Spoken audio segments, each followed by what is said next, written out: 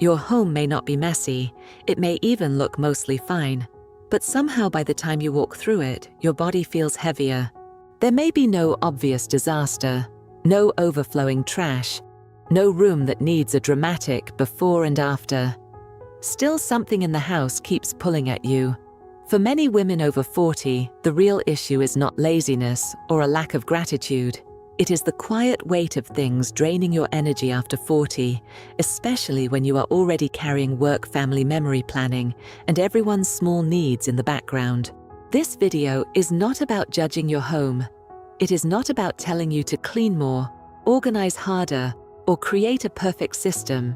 It is about noticing 7 common energy leaks inside an ordinary home so you can stop blaming yourself for feeling tired in a space that looks fine. And the last one matters because it can make tomorrow feel like it has already moved into tonight. The first thing quietly draining your energy is a surface that holds unfinished decisions. It might be the kitchen counter, the dining table, the chair near the bedroom door, or the little spot beside the entryway. At first, it does not look like a problem. It is only a few papers, a receipt, a charger, a sweater, a package you need to return, a form you need to read, a vitamin bottle you meant to move, or a small item you are not ready to put away. But the problem is not the object itself. The problem is the decision attached to it. Should I keep this? Do I need to answer that? Where does this go? Is this still important? Can I throw it away? Do I need to ask someone first? Is this something for today, tomorrow, or later? Every time you pass that surface, your mind touches the decision again, even if your hands do not. You may not stop and deal with it, but your attention still spends a little energy noticing it. After 40, when many women are already balancing more responsibilities than they can say out loud, these small, unfinished decisions can feel surprisingly heavy.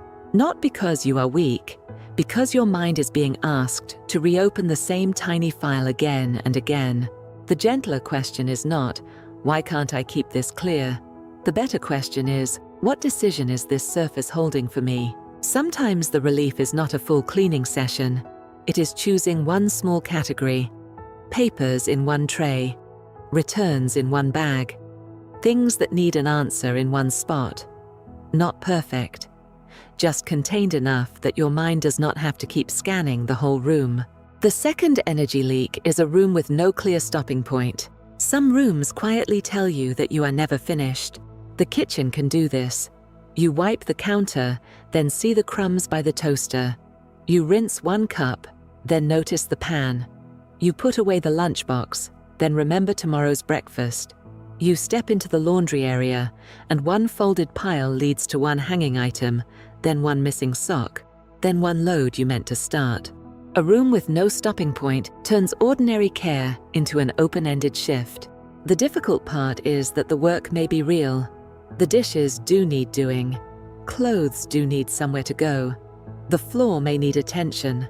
But if the room never gives you a place to stop, your body may never receive the message that the day has ended. This is why a woman can work around the house for an hour and still feel unsettled.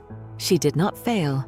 She simply moved through a space that kept offering one more task. A calmer home does not always come from doing every task. Sometimes it comes from creating a visible finish line. That finish line might be very small. The sink is not empty, but the food is put away. The laundry is not done, but the clean clothes are in one basket instead of 3 places. The room is not perfect, but the lights are off, and the surface you need in the morning is usable. A stopping point is not a reward for doing enough. It is a boundary that tells your body and mind, we are allowed to pause now. The third thing quietly draining your energy is items that belong to an old version of you. These are not always ugly items. Sometimes they are beautiful. Sometimes they are useful in theory. Sometimes they cost money, or came from someone you love, or remind you of a season when life looked different. It might be a dress you no longer wear, a hobby supply from a project that never really fit your life, a stack of books from the person you thought you would become, kitchen gadgets from a time when you cooked differently, or decor that matched a version of your home that no longer feels like you. The emotional weight comes from the quiet conversation these items start. I should use this. I should still like this. I spent money on this. Someone gave this to me. Maybe I will need it someday. Maybe letting it go means I failed that version of myself. That is a lot for one closet shelf to carry. After 40, many women have lived through enough seasons to own objects from several different lives.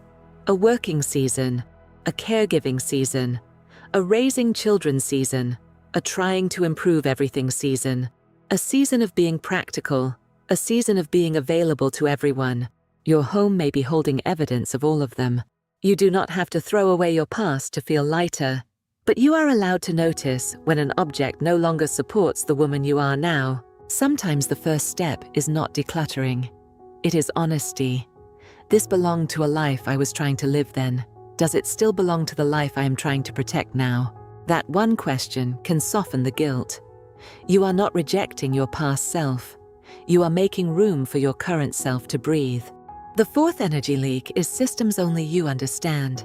This one can be hard to see because it often looks like competence. You know where the extra batteries are. You know which container lid fits, which lunchbox. You know when the soap is almost gone, where the school forms are, which drawer holds the spare keys, which medication needs refilling, which bill is automatic, and which one still needs checking. Everyone may use the home, but one person is quietly managing the map.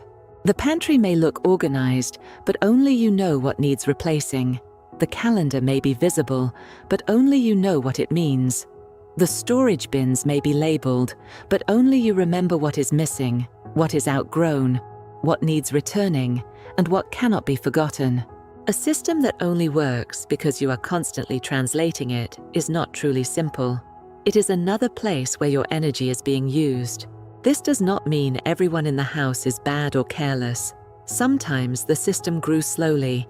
You started keeping track because it was easier at the time. Then one small responsibility became 10 and 10 became the invisible structure holding the whole home together. The cost is not just the task. The cost is being the only person who can notice when the system is slipping. A gentler system is one another adult or an older child could understand without asking you 3 questions. It may need fewer categories, fewer hidden backups, fewer special places, and more obvious homes for daily things. The goal is not to create a perfect household manual. The goal is to reduce how often the house needs your private memory to keep functioning. When fewer systems depend on your brain alone, your energy has a little more room to come back to you. The fifth thing quietly draining your energy is visual clutter near rest spaces. A rest space does not have to look like a magazine. It can be lived in. It can have a blanket, a book, a lamp, a glass of water, or a little sign that real life happens there. But when the place is meant for rest becomes surrounded by reminders, your body may sit down while your mind keeps working. A pile of laundry at the bedroom chair, papers on the nightstand, a phone blinking beside the pillow, storage boxes near the reading chair, a basket of things to sort next to the sofa. Even if none of it is urgent, it can make rest feel conditional. You lie down but your eyes land on what has not been done. You sit with tea but the corner of the room keeps whispering about the thing you need to decide. You try to watch something, read something, or simply be quiet, but the visual field around you is still asking for attention. For women over 40, rest often already comes with enough guilt. It does not need extra objects arguing with it. The solution does not have to be a full room makeover. Sometimes it is enough to protect one small rest zone. One side of the bed, one chair, one corner of the sofa, one nightstand. One small tray that holds only what supports rest, not what demands decisions. The point is not to hide every sign of life. The point is to give your eyes one place to land that does not immediately turn into a task list. Your home can be imperfect and still give you a place to exhale. The sixth energy leak is objects connected to guilt. These can be some of the hardest to move because they do not look like clutter. They look like obligation. The gift you never really liked, but feel bad donating. The expensive item you bought during a hopeful moment. The exercise equipment that makes you feel behind every time you pass it. The craft project you thought would be relaxing, but now feels like proof you did not follow through. The books you bought because you wanted to become more disciplined. The storage box of memories that feels too emotional to open and too important to ignore. These objects do not just take physical space, they start a sentence in your head. I should have used that. I should be better by now. I should be more grateful. I should finish what I started. I should not waste money. I should be the kind of person who keeps up. A home full of should can quietly drain more energy than a home that is simply untidy. Guilt is heavy because it keeps you tied to a version of yourself that is always being evaluated, not supported, not understood. Evaluated. You do not have to make a dramatic decision about every guilt object today. Sometimes the kindest first step is simply naming the truth. This object is not helping me. It is scolding me. That does not mean you have to throw it away immediately. It means you can stop pretending the item is neutral. Maybe it needs a new home. Maybe it needs to be used in a simpler way. Maybe it needs a deadline. Maybe it needs permission to leave. What matters is that your home should not be filled with silent evidence against you. It should support the life you are actually living, not constantly remind you of the person you think you failed to become. And the seventh thing, quietly draining your energy, is constant reminders of tomorrow. This may be the quietest energy leak of all. Tomorrow's lunchbox on the counter. Tomorrow's appointment card on the fridge. Tomorrow's laundry pile waiting near the hall. Tomorrow's bag by the door. Tomorrow's message you still need to answer. Tomorrow's decision about dinner. Tomorrow's form bill errand call, refill reminder, and small problem. None of these things are wrong. In fact, some of them are responsible. Preparing ahead can make life easier. A visible reminder can be useful. But when tomorrow is everywhere, tonight never feels like tonight.